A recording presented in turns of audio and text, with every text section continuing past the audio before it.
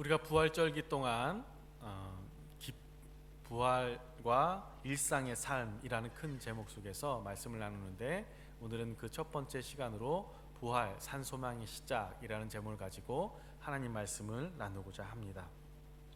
오늘은 기쁨의 부활절이죠. 사망 권세를 깨뜨리고 죽음에서 다시 승리하신 주님이 오늘 여기에 모인 여러분 모두의 승리가 되기를 주님의 이름으로 간절히 축복합니다. 부활은 모든 것이 끝난 것 같은 자리에서 다시 시작하는 날이죠. 그리고 부활은 모든 소망이 다시 살아나는 날입니다. 그래서 우리가 이렇게 고백해 보기를 원합니다. 우리 모두가 우리에게 산 소망이 시작되었습니다. 이렇게 고백을 했으면 좋겠습니다. 우리에게 산 소망이 시작되었습니다. 오늘 말씀을 준비하다가 마음에 이런 생각이 들었습니다. 누군가 우리에게 부활이 어떻게 우리의 일상의 삶에 실제적으로 임한다고 묻는다면 무엇이라고 이야기를 해야 될까? 물론 우리가 변하지 않는 진리는 있죠. 예수님의 부활하심으로 우리가 구원을 받게 되었다는 그 사실 하나만으로도 사실은 충분할 수 있습니다. 아니, 충분하죠. 그런데 우리가 그 한 가지만으로 충분하지만, 우리가 이 땅의 삶을 살아가면서 예수 그리스도를 모르는 사람들이 만약에 물어보았을 때, 우리가 부활과 일상의 삶이 어떤 관계가 있느냐라고 물어보았을 때 우리는 어떻게 더 그 이야기를 할 수 있을까?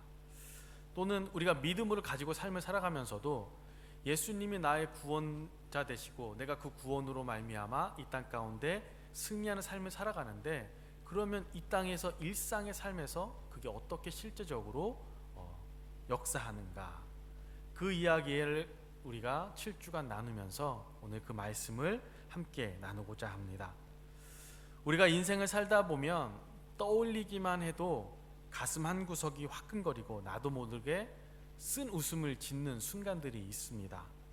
그래서 나도 모르게, 아무도 모르지만 나만 아는 나의 가장 초라했던 모습, 가장 소중한 사람을 실망시켰던 그 자리, 정말 쥐구멍에라도 숨고 싶은 그 밑바닥의 순간들에 대한 기억이 있습니다.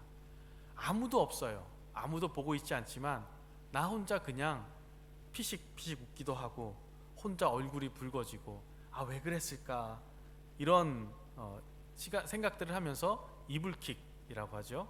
이불킥을 날리는 순간들도 있죠. 오늘 본문을 보니까 매일 밤 그 이불킥을 날리면서 잠 못 이루는 한 사람이 오늘 말씀 가운데 등장합니다. 그 사람은 베드로입니다. 베드로가 딱 그런 마음이었습니다. 오늘 말씀 속에서 베드로는 지금 고향 갈릴리 디베랴 그 바다에 서 있습니다. 여러분, 이 디베랴 바다가 우리가 매우 익숙한 바다입니다. 3년 전에 주님이 베드로에게 말씀하셨잖아요. 나를 따라오너라, 내가 너로 사람을 낚는 어부가 되게 하겠다 하고 그를 부르셨습니다. 그 부르심에 그물을 버려두고 오로지 주님을 따랐고 무리를 걷기도 했고, 주는 그리스도시요 살아계신 하나님의 아들입니다 라고 고백하기도 했습니다. 그런데 그 찬란했던 3년의 순간이 한순간에 물거품처럼 베드로에겐 사라졌죠. 주님이 가장 고통스러워하는 그 순간에 이 베드로가 그 계집종 앞에서 나는 그 사람을 모릅니다 라고 저주하며 맹세합니다. 그것도 3번이나 주님을 모른다고 부인하죠. 주님의 눈과 자기의 눈이 마주쳤던 그 찰나, 그 공포와 수치심이 이 베드로의 영혼을 갉아먹고 있었던 겁니다. 사실 베드로는 이 디베랴의 바다에서 예수님이 부활하시고 오늘 처음 보는 것이 아닙니다. 성경을 자세히 보면 이미 2번의 만남이 있었습니다. 그래서 오늘 요한복음 21장 14절에서는 명확하게 이렇게 표현을 하죠. 이것은 예수께서 살아나신 후에 3번째로 제자들에게 나타나신 것이라. 이미 앞서서 2번의 공식적인 만남이 있었다라는 거예요. 그런데 첫 번째는 안식 후 첫날 저녁이었고, 2번째는 그로부터 8일 후였습니다. 그런데 말씀을 보다 보면 좀 이상한 점이 보이죠. 한 번도 아니고 두 번이나 부활하신 주님을 직접 뵙고 손자국까지 확인했는데 왜 베드로는 다시 물고기를 잡으러 갔을까? 누가복음 24장 34절과 고린도서 15장 5절을 보면 주님이 베드로, 게바를 개인적으로 따로 만나 주셨다는 기록이 있습니다. 어쩌면 제자들이 모여 있을 때 예수님을 만나는 것이 세 번째일지는 모르지만 개인적으로는 베드로를 만난 것이 네 번째 혹은 다섯 번째일 수 있습니다. 이렇게 세 번이 넘는 만남에도 불구하고 베드로가 다시 그물을 들었다는 것, 이건 저에게 참 납득하기 어려운 것이었습니다. 소문으로 듣던 것을 사람들이 한 번이라도 보면 대부분 사람들이 그것을 어떻게 하죠? 확신하잖아요. 그리고 진짜구나 하고 바뀌잖아요. 그런데 베드로는 두 번 이상을 만나는 그 만남 가운데에 삶의 결단이 없었다는 겁니다. 생각을 해보면, 여러분 생각해보면 그렇잖아요. 한 번만 만나도 놀라운데 세 번이나 만났으면, 부활하신 주님을 만나면 이제 내가 더 당당하게 예수님 말씀하신 걸 이해하기만 살아갈 수 있잖아요. 그런데 베드로가 그렇지 못했다라는 거죠. 왜 베드로는 부활하신 주님을 연속해서 만나고도 다시 어부의 자리로 갔을까? 첫 번째 생각해 볼 수 있는 것은 부활과 일상의 삶과의 괴리였습니다. 베드로에게 예수님의 부활은 사실임에는 틀림이 없었어요. 주님은 살아나셨고 상처를 보여줬습니다. 그런데 베드로에게 지금 닥친 현실이 있어요. 주님은 살아나셨지만 내 삶의 빈 그물은 누가 채워주나? 주님은 영광 중에 계셨지만 나는 여전히 비겁한 배신자가 아닌가? 이 괴리가 베드로를 계속 주님으로부터 도망가게 만든 겁니다. 그래서 베드로에게 예수님의 부활이 아직 그저 살아있는 사실이긴 했지만 그것이 그에게 산 소망이 되지 못했던 겁니다. 그런 베드로에게 오늘 주님이 다시 찾아오셨습니다. 단순히 부활을 확인시켜주기 위해서가 아니라 이번엔 베드로의 영혼 속에 화인처럼 박혀있는 그 수치심과 그 죽어있는 심령의 생기를 불어넣어서 산소망으로 바꾸기 위함이었습니다. 오늘을 살아가는 우리에게도 이 부활의 주님이 주시는 산소망이 필요합니다. 예수님이 부활하셨다는 것을 그저 머리로만 아는 지식이나 큰 역사적인 사건에 머물러 있으면 여러분의 삶 가운데 예수님의 부활은 능력으로 나타나지 않습니다. 그저 죽은 능력에 불과합니다. 그리고 더 이상 그리스도의 부활과 나의 일상의 삶과는 아무런 관련이 없는 것입니다. 오늘 부활절 아침 베드로를 부르셨던 주님이 우리를 다시 부르십니다. 아무개야, 내 머릿속에만 머물러 있는 나를 이제 내 가슴으로, 내 삶으로 초청해라. 이제 베드로의 삶이 어떻게 뜨거운 산 소망으로 바뀌어 가는지 그 회복의 이야기를 함께 나눠보고자 합니다. 먼저 본문 6절 말씀을 보면 밤새도록 그물을 던졌던 제자들, 하지만 아무것도 건지지 못했던 그 제자들에게 주님이 오늘 말씀하시죠. 그물을 배의 오른편에 던지라. 그리하면 잡으리라. 여러분, 이 장면 많이 익숙하죠? 이 장면이 많이 보입니다. 3년 전에 베드로를 처음 부르시던 그 순간 베드로는 밤새도록 그물을 던졌습니다.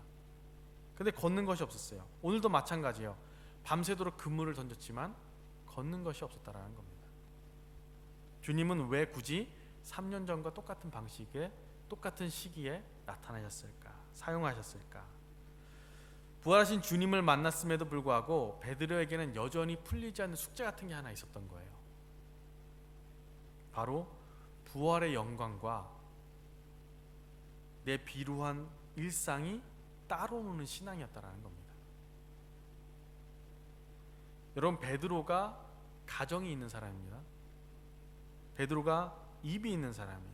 그래서 베드로에게 예수님의 살아나심을 보았지만, 주님은 살아나셨지만 당장 오늘 아침, 오늘 낮에, 밤에 뭘 먹고 살아야 하는가, 생존의 문제가 그에게 여전히 달려있었다는 거죠. 예수님의 부활의 기쁨은 행복이었고 정말 기쁨이었지만 눈을 뜨면 마주해야 하는 이 텅 빈 쌀독과 가족들의 얼굴이 그를 다시 바다로 내몬 겁니다. 베드로에게 예수님의 부활과 일상의 삶은 완전히 분리되어 있었던 거죠. 예배는 예배고 부활은 부활이지. 하지만 물고기를 잡는 건 내 실력이잖아. 내 운 좋으면 더 많이 잡을 수도 있잖아. 그래서 자기의 온 힘을 다해서 그물을 던졌습니다. 그런데 결과가 3년 전과 똑같은 빈 그물이었다는 거죠. 이것이 무엇을 의미할까? 우리가 이 땅의 삶을 살아가면서 모두가 열심히 살아갑니다. 그런데 내 힘으로 내 생존을 책임지려고 할 때 찾아오는 무력감입니다. 그때 주님이 우리에게 말씀하시는 거예요. 오른편에 던지라. 이 말씀에 순종하여 그물이 가득 차는 순간에 베드로는 깨닫게 되는 겁니다. 아, 그렇구나. 부활하신 주님은 무덤의 돌문만 여시는 분이 아니라 내가 사는 이 현장 속에서 정말 물고기 한 마리의 행방까지도 여전히 말씀으로 다스리는 주관자시구나 하는 겁니다. 여러분, 이것이 부활의 첫 번째 능력입니다. 부활하신 주님의 말씀의 주권이 우리의 일상을 통치하게끔 해야 합니다.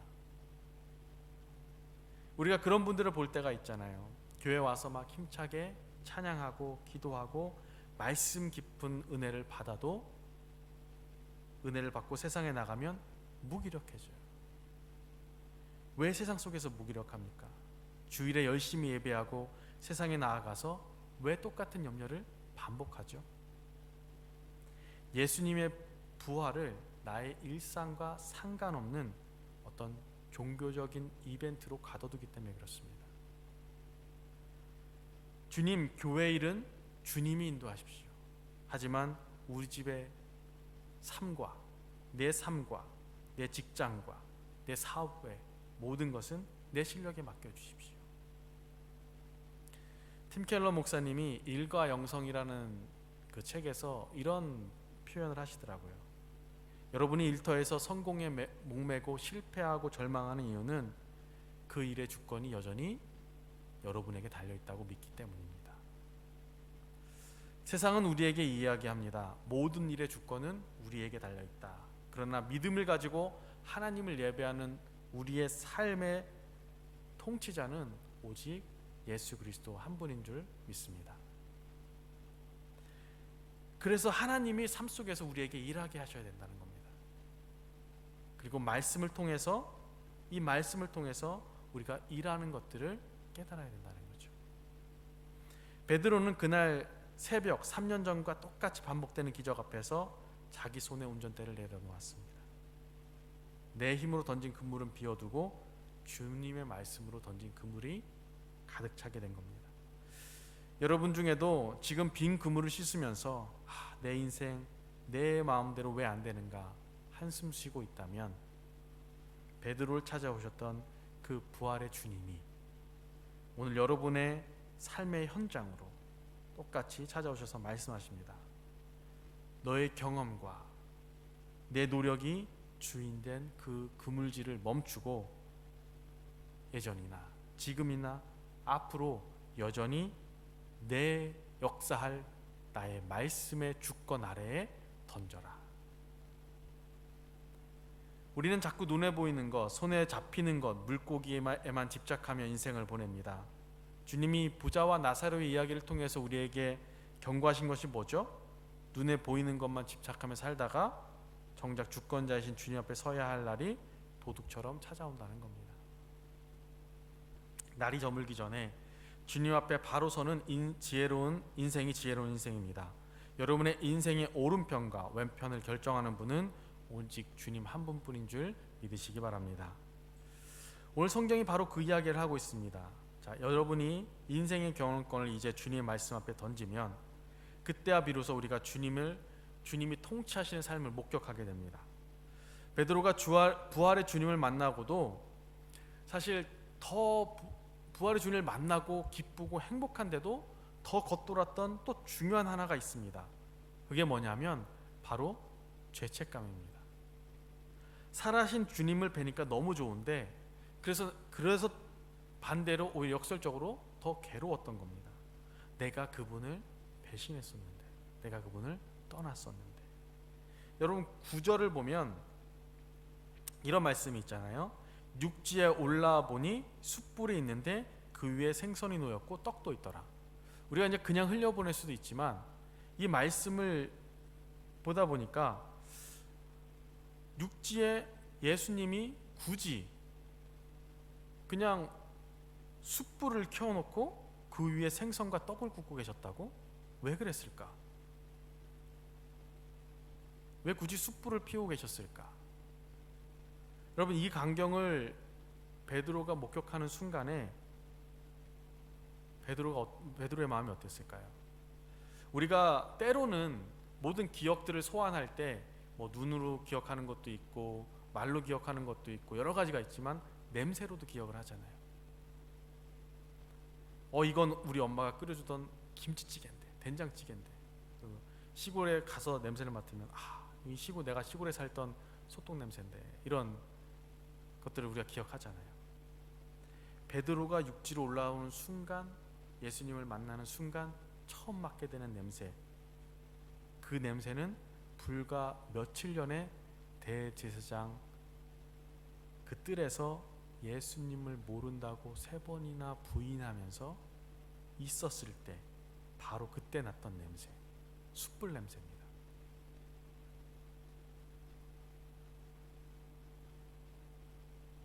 베드로는 그 숯불의 매캐한 내연길 냄새를 맡자마자 자기가 저질렀던 인생의 최대 실수가 떠올랐을 거예요. 내가 예수님을 배신했었는데. 그 인생의 최대 트라우마였을 거 아니에요. 그런데 주님이 그 상처의 자리에 다시 숯불을 태우시고 그 위에 생선과 떡을 구워서 베드로를 먹이셨다라는 겁니다. 상처의 기억을 사랑의 기억으로 덮어쓰게 하셨다라는 거죠. 우리도 우리 안에 생각하면 몸서리 쳐지는 죄의 냄새, 숯불의 냄새가 있습니다. 그래서 내가 과거에 그런 죄를 지었는데, 내가 우리 부모님한테, 내가 자식한테, 내가 어떻게 이 땅을 살아가면 성도라고, 나 같은 게 어떻게 그리스도인이라고 주님의 일을 해 하는 죄책감들이 있습니다. 이 죄책감의 냄새가 우리의 발목을 잡을 때가 있죠. 아무도 모르지만 나만 아는 그 기억, 그 죄의 냄새. 그래서 혼자 숯불 곁에서 떨고 있는 베드로가 바로 저와 여러분의 모습과 같아 보입니다. 주님은 그런 베드로에게 말씀하십니다. 이제 그만 떨고 이리 와서 먹어라. 네가 생각하기도 싫은 그 숯불의 냄새를 이제 내가 향기로운 냄새로 바꿔서 너의 배고픔을 채워주는 냄새로 바꿔주겠다. 그러려고 내가 다시 왔다. 주님이 오늘 우리에게 말씀하시는 겁니다.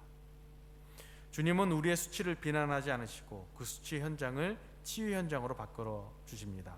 그리고 식사가 끝난 뒤 주님이 베드로에게 물으시죠. 네가 나를 사랑하느냐? 주님은 베드로의 입술을 통해서 배신의 기억을 사랑의 고백으로 씻어내고 계십니다. 주님은 베드로에게 그 다른 것도 묻지 않았습니다. 너 이제 실수 안 할 거지? 너 똑바로 살 거지? 이렇게 묻지 않으셨습니다. 그저 한 가지 물으셨죠. 너 아직도 나 사랑하지? 그거 하나면 충분하다는 겁니다. 그리스도의 부활은 우리에게 이처럼 다시 시작할 용기를 주는 겁니다. 여러분의 일상의 삶 가운데 여러분이 혹여나 제 가운데 빠졌을지라도 부활의 주님이 여러분에게 다시 시작할 용기를 주신다는 겁니다. 주님은 여러분의 과거를 묻지 않으시고 오늘 여러분의 고백을 통해서 새 일을 행하십니다. 이 부활절 주님의 주일에 여러분을 괴롭히는 그 죄책감을 주님의 숯불 위에 던져버리시고 그 위에 향기롭게 피어나는 냄새를 맡으십시오. 주님은 베드로의 떨리는 고백을 들으신 후에 말씀하시죠. 내 양을 먹이라. 이 말씀이 베드로에게 어떤 의미였을까? 나는 너를 여전히 믿는다. 우리가 다 잘 알고 있잖아요. 세상은 한 번 배신한 사람을 다시 쓰지 않습니다. 너 저번에 그랬잖아. 내 믿음이 신뢰의 검증이 안 됐어 라면서 우리의 꼬리표를 붙이죠. 그런데 부활의 주님은 베드로의 그 떨리는 사랑 고백, 그 하나만 보시고 주님의 가장 소중한 생명인 양떼를 통째로 맡기셨다라는 겁니다. 그래서 주님은 우리를 사용하실 때 단순히 눈물을 흘리고 회개한 사람으로만 남겨두지 않습니다. 진정한 회개는 뭐로 어떻게 우리가 확인할 수 있는가? 눈물 흘리고 정말 절절하게 회개했으면 다시 쓰임받는 제자로 세워져야 합니다. 그리고 18절 주님이 베드로에게 이렇게 미래를 예언하세요. 내가 젊어서 스스로 띠를 띠고 내가 가고 싶은 곳을 다녔으나 내가 늙어서는 남들이 내 팔을 벌릴 것이고 너를 묶어서 내가 바라지 않는 곳으로 너를 끌고 갈 것이다. 예전 같으면 이 말씀을 들었으면 베드로가 무서웠을 거예요. 아유, 예수님 왜 저에게 그런 일이 생기게 하십니까? 근데 부활하신 주님을 진짜로 만났기 때문에 이제 베드로는 자기의 의가 죽고 주님의 주권이 삶 속에서 역사하는 사람이 되었기 때문에 주님, 이제 제 인생의 띠 주님이 띄워주십시오. 제가 원하지 않는 곳이라도 주님이 가라 하시면 가겠습니다. 이 고백이 되었다라는 겁니다. 이것이 베드로가 경험한 온전히 순종하는 삶입니다. 누군가 여러분에게 부활이 당신에게 무슨 의미입니까? 라고 묻는다면 부활은 내게 죽음조차 두려워하지 않은 슈퍼맨이 되는 것이 아니라 죽음 앞에서도 나를 놓지 않는 주님을 온전히 신뢰하는 것입니다. 라고 고백하십시오. 주님이 이끄시는 대로, 주님이 띠띠우시는 대로 그 사명의 길을 걸어가시길 바랍니다. 그 길 끝에 부활의 영광이 우리를 기다리고 있을 줄 믿습니다. 초대교회 전승에 따르면 베드로는 훗날 로마에서 거꾸로 십자가에 못 박혀 순교합니다. 그리고 베드로는 그 순교할 때에 나는 주님과 똑같이 죽을 자격이 없다며 스스로 거꾸로 매달렸습니다. 베드로가 그곳에 매달렸을 때 베드로는 무엇을 보았을까? 자신을 정죄하던 비겁한 그 시간이었을까? 저는 아니라고 생각을 합니다. 아마 베드로는 그 죽음 끝에도 디베랴 그 바다에서 나와 그 해변에서 내가 나를 사랑하느냐 물으시던 그 예수님, 나에게 따뜻한 밥상을 차려주신 부활하신 주님의 사랑이었을 것입니다. 그래서 베드로는 살아간 동안에 부활의 주님을 이렇게 선포합니다. 베드로전서 1장과 3절부터 4절인데 새 번역 버전으로 제가 읽어드리겠습니다. 우리 주 예수 그리스도의 하나님 아버지께 찬양을 드립시다. 하나님께서는 그 크신 자비로 우리를 새롭게 태어나게 하셨습니다. 그리하여 그는 죽은 사람들 가운데 예수 그리스도가 부활하심으로 말미암아 우리로 하여금 산 소망을 갖게 해주셨습니다. 썩지 않고 더러워지지 않고 낡아 없어지지 않는 유산을 물려받게 하셨습니다. 이 유산은 여러분을 위하여 하늘에 간직되어 있습니다. 아멘. 여러분, 그리스도인으로 산 소망을 갖고 산다는 것, 그것은 단순히 죽어서 천국 가는 티켓을 쥐고 살아가는 것이 아닙니다. 산 소망은 현재 내가 이 땅의 삶을 살아가면서 일상 가운데에 현재로 진행되고 있는 소망의 능력입니다. 내 그물이 비어 있을 때에도, 내 과거의 수치가 나를 괴롭힐 때에도, 심지어 죽음의 위협이 내 목전에 왔을지라도 부활하신 주님이 지금 나와 함께 계시며 그분의 사랑이 나를 붙들고 있다는 사실을 실제로 믿고 오늘을 살아내는 힘입니다. 세상의 소망은 상황이 나쁘면 죽어버리지만 산 소망은 십자가 위에서도 놀아야 하게 만듭니다. 그래서 빈 그물 앞에서도 다시 시작할 용기를 줍니다. 숯불의 트라우마를 사명의 향기로 바꾸어 놓으셨습니다. 이번 한 주간 교회 문 밖을 나가 세상을 살아갈 동안에 세상의 빈 그물 때문에 낙심하지 마십시오. 나를 위해 숯불을 피워 기다리시는 주님의 사랑에 다시 한번 푹 빠져드시길 바랍니다. 그 그 사랑하면 충분합니다. 여러분을 향해 내가 너를 여전히 믿는다, 너는 나를 따르라 말씀하시는 부활의 주님을 손잡고 여러분의 일상 속에 이 산소망을 당당히 증명하며 살아가시는 저와 여러분 되시기를 주님의 이름으로 간절히 축원합니다.